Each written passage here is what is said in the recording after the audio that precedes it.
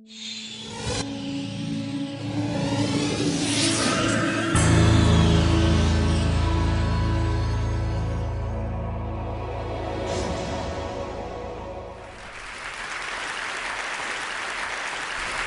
here today to show my photographs of the Lakota.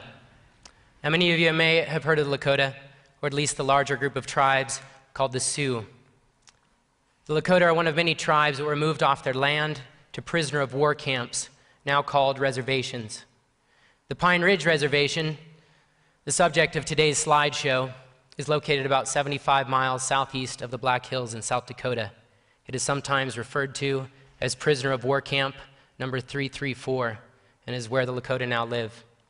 Now, if any of you have ever heard of AIM, the American Indian Movement, or of Russell Means, or Leonard Peltier, or of the standoff at Oglala, then you know that Pine Ridge is ground zero for Native issues in the US. So I've been asked to talk a little bit today about my relationship with the Lakota, and that's a very difficult one for me, because if you haven't noticed from my skin color, I'm white. And that is a huge barrier on a Native reservation. You'll see a lot of people in my photographs today, and I've become very close with them, and they've welcomed me like family. They've called me brother and uncle, and invited me again and again over 5 years. But on Pine Ridge, I will always be what is called Washichu.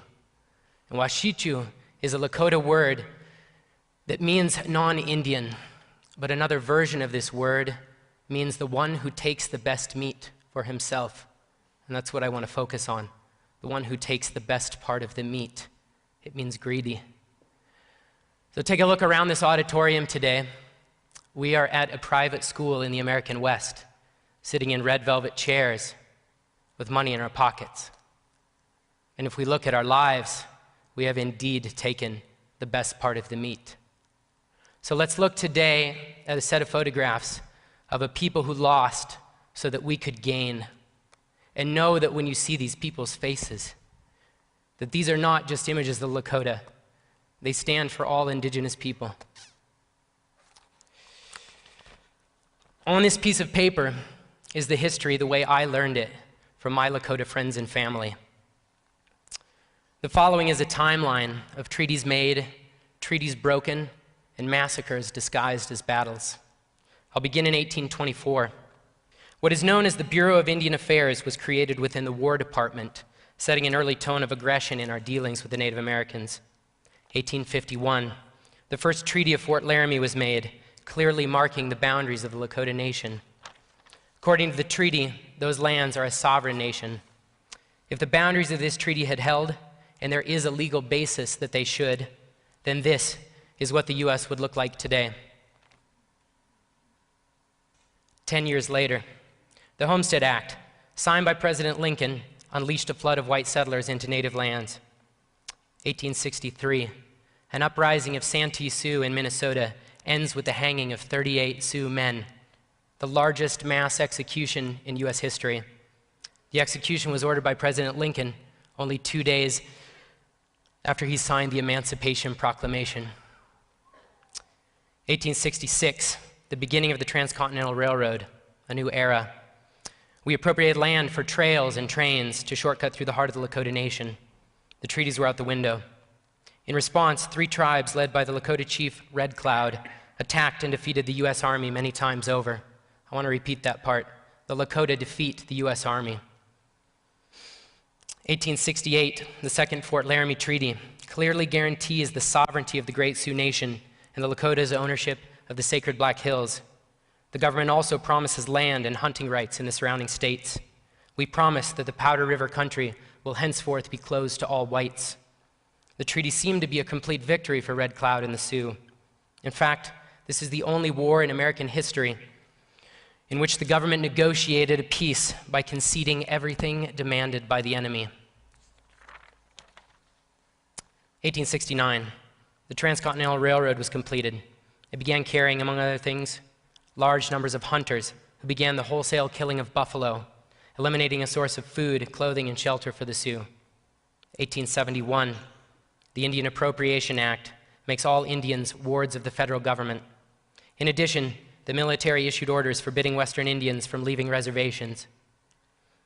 All Western Indians at that point in time were now prisoners of war. Also in 1871, we ended the time of treaty making. The problem with treaties is that they allow tribes to exist as sovereign nations, and we can't have that. We had plans. 1874, General George Custer announced the discovery of gold in Lakota territory, specifically the Black Hills. The news of gold creates a massive influx of white settlers into Lakota Nation. Custer recommends that Congress find a way to end the treaties with the Lakota as soon as possible. 1875, the Lakota War begins over the violation of the Fort Laramie Treaty. 1876, on July 26th, on its way to attack a Lakota village, Custer's 7th Cavalry was crushed at the Battle of the Little Bighorn. 1877, the great Lakota warrior-in-chief named Crazy Horse surrendered at Fort Robinson. He was later killed while in custody.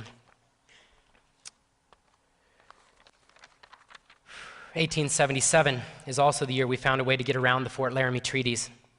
A new agreement was presented to Sioux chiefs and their leading men under a campaign known as Sell or Starve. Sign the paper or no food for your tribe. Only 10% of the adult male population signed. The Fort Laramie Treaty called for at least 3/4 of the tribe to sign away land. That clause was obviously ignored. 1887, the Dawes Act. Communal ownership of reservation lands ends. Reservations are cut up into 160-acre sections and distributed to individual Indians, with a surplus disposed of. Tribes lost millions of acres.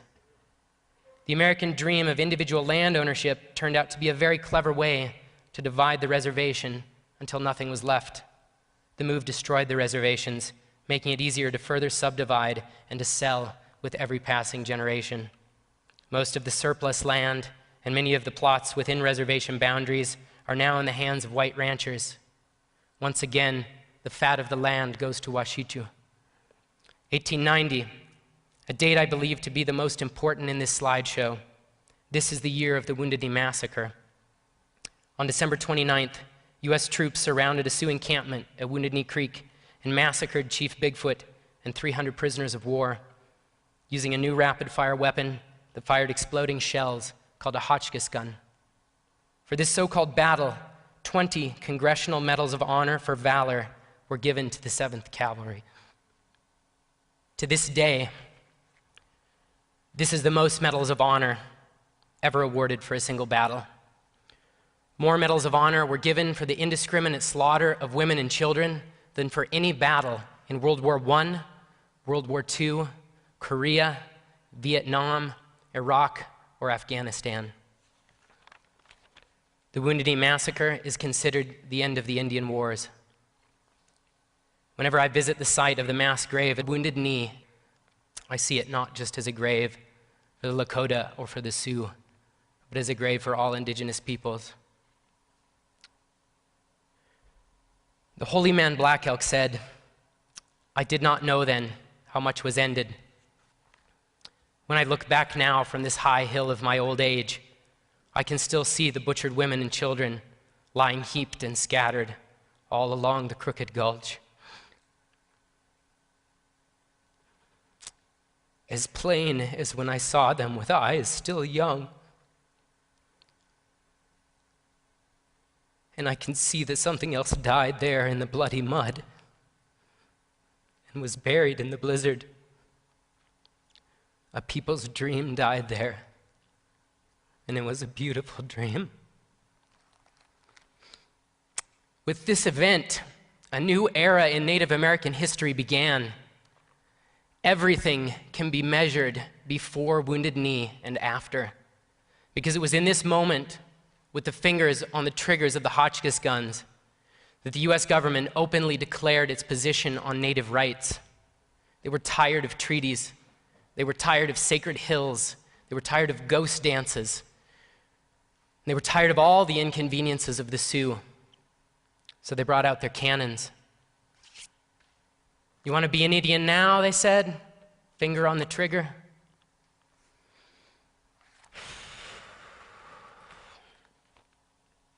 "1900, the US Indian population reached its low point, less than 250,000, compared to an estimated 8 million in 1492. Fast forward, 1980, the longest-running court case in U.S. history, the Sioux Nation versus the United States, was ruled upon by the U.S. Supreme Court. The court determined that when the Sioux were resettled onto reservations and 7 million acres of their land were opened up to prospectors and homesteaders, the terms of the Second Fort Laramie Treaty had been violated. The court stated that the Black Hills were illegally taken and that the initial offering price plus interest should be paid to the Sioux Nation. As payment for the Black Hills, the court awarded only $106 million to the Sioux Nation. The Sioux refused the money with the rallying cry, "The Black Hills are not for sale." 2010. Statistics about Native population today, more than a century after the massacre at Wounded Knee, reveal the legacy of colonization, forced migration, and treaty violations. Unemployment on the Pine Ridge Indian Reservation fluctuates between 85 and 90%. The housing office is unable to build new structures, and existing structures are falling apart. Many are homeless, and those with homes are packed into rotting buildings with up to 5 families.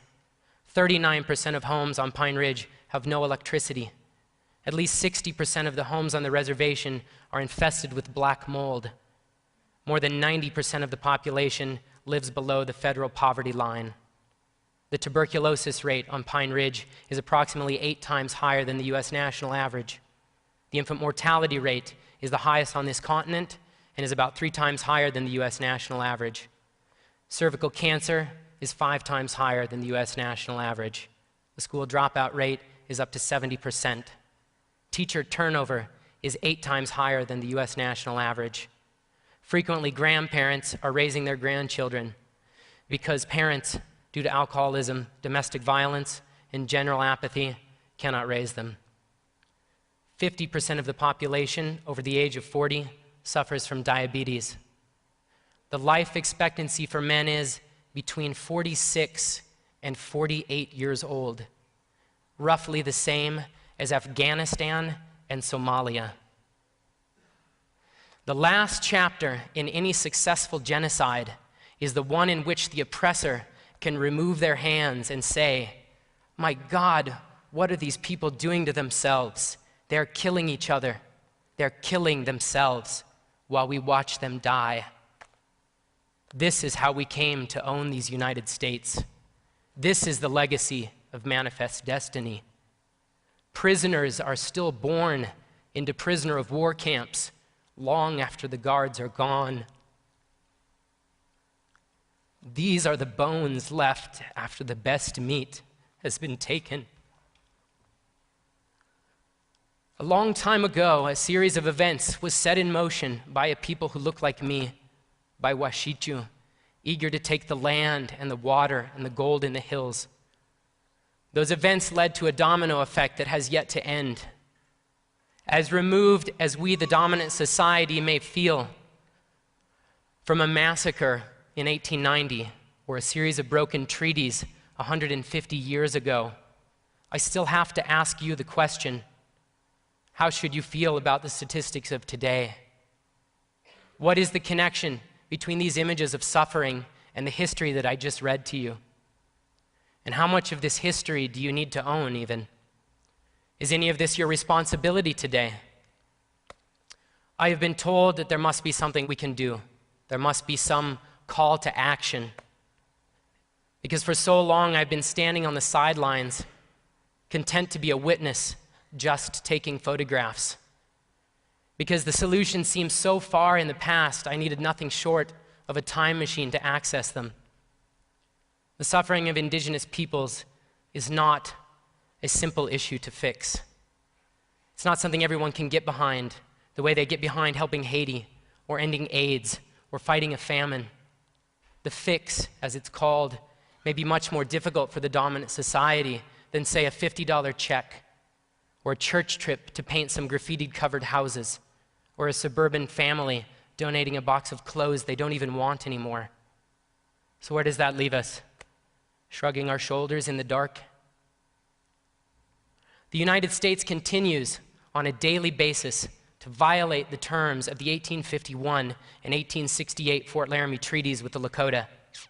The call to action I offer today, my TED wish is this: honor the treaties, give back the Black Hills. It's not your business what they do with them.